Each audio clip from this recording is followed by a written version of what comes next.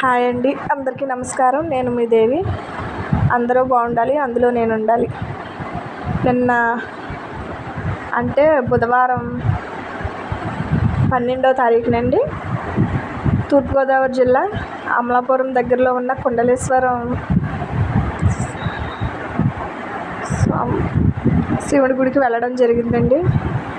ముందు ఇక్కడికి వెళ్ళి తర్వాత కాశీ దగ్గరికి వెళ్ళమంటున్నారు కదండి. అది కాశీ మనం కాశీ వెళ్ళాలని సంకల్పం చేసుకుని ఆ దేవుని దర్శించుకుని అక్కడే నది ఉందండి, గౌతమి నది అంటున్నారండి.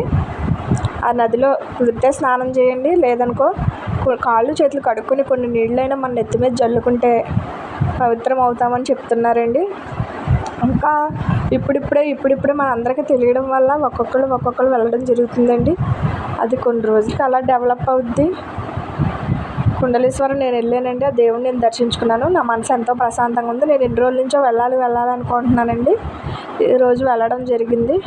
అలాగే మీరు కూడా వెళ్తారని, ఆ దేవుని దర్శిస్తారని, ఆ దేవుని ఆశీస్సులు మీరు కూడా పొందుతారని నేను కోరుకుంటున్నానండి.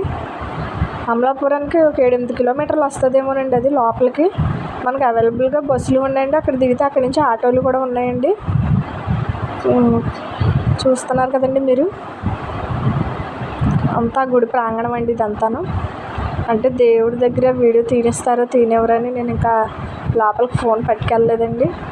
ఏదో బయట నుంచి కొంచెం క్యాప్చర్ చేశానండి. లోపల వీడియో తీయలేదు నేను, ఏమంటారని భయం వేసి. ఇదండి, మీరు కూడా వెళ్ళి ఆ దేవుని దర్శించుకుని ఆ శివయ్య ఆశీస్సులు మీరు కూడా పొందుతారని మనస్ఫూర్తిగా కోరుకుంటున్నానండి.